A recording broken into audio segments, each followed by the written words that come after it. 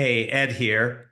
I thought I should create a quick video to explain who I am because you're getting these invites and you're not sure, like, who's inviting me? I never heard of this person before. So I just wanted to create a quick video and let you know a little bit about myself.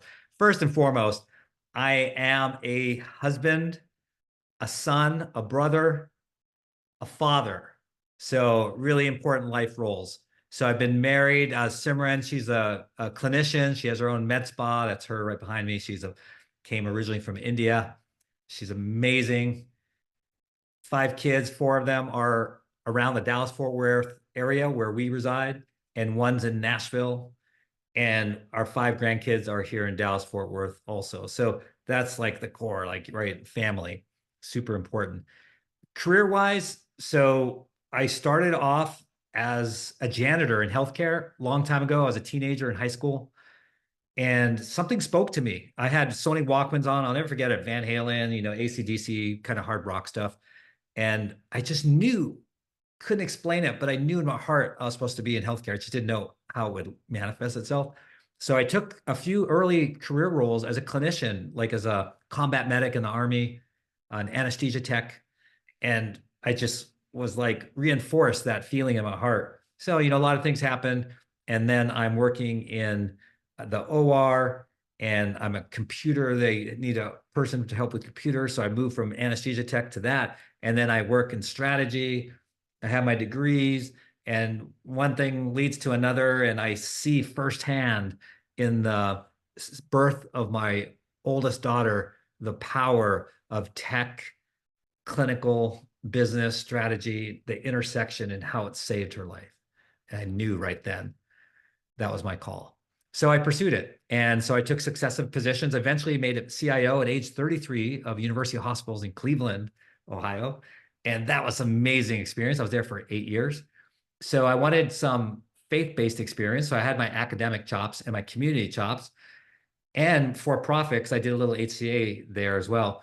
So I went to Texas Health Resources in Texas, and that's how I arrived here. And I did that for 8 years.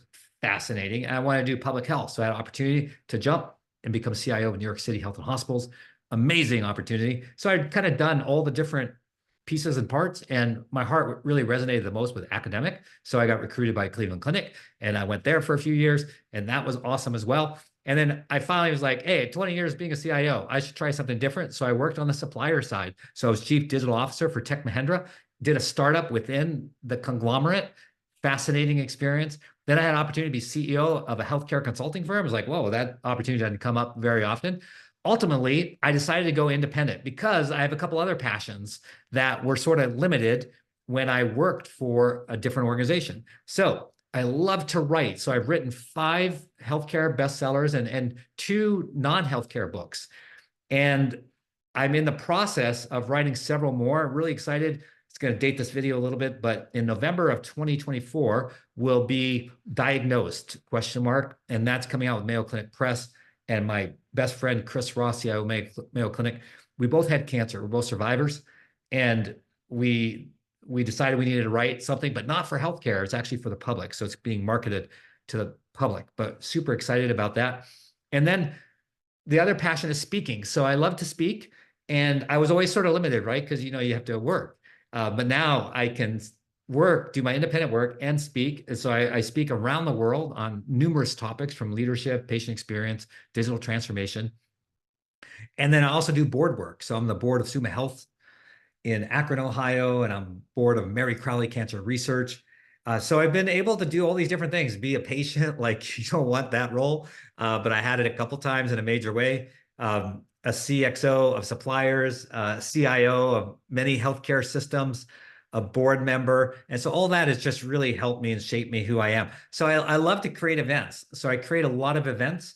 And that's why you're probably watching this video, because you probably received an invite to some events. And I create them the way that I wanted them when I was a provider, when I was a CIO. It's like, man, I want to go to this type of event. So I created those events. And none of them are super original. I learned them from other people. And thank you for everyone who did that to me. The other thing I get to do a lot more of, since I don't have the restraints of working for a company, is a lot of social media. So I have the top 3%, let's just say top 5%, because it fluctuates, podcasts in the world called Digital Voices. No commercials, no sponsors, no ads. That's why it's popular and it's great guests. And it's short. It's not any longer than 30 minutes. And then I have a pretty active Twitter X account. And I'm also developing IG and TikTok for shorts. And the other big channel I have, I think it has like 15,000 subscribers, 16,000 subscribers, is my YouTube channel. And my YouTube channel has a lot of sub channels, and I do them for different audiences. So go check it out. Just Google Edward Marx or something. You'll probably find it. And so you might find some of them kind of funny. They're made to be funny. Others are informative. My favorite, I don't know. I can't say I have a favorite. There's a couple. One is lessons from my mentor. So every Monday I share what other people have taught me over the course of mentoring and years. And another one's behind the mask, where you get to see behind the mask of the clinicians. That's why there's that mask there from one of our Phantom of the Opera parties we have at our house. And so that's really it. So that in the glue that puts it all together. And sometimes I hesitate to say this publicly because I'm not the best at it, but it's my faith. So my faith's very important to me, and it brings all these different things I just explained together. Problem is, I'm I'm not as solid with that as I want to be. So it's something I'm always striving towards being better with. But anyways, that's who I am. So if you've been invited to something, don't worry, not going to sell you anything. It's just me. The person talking now is the person you're going to meet.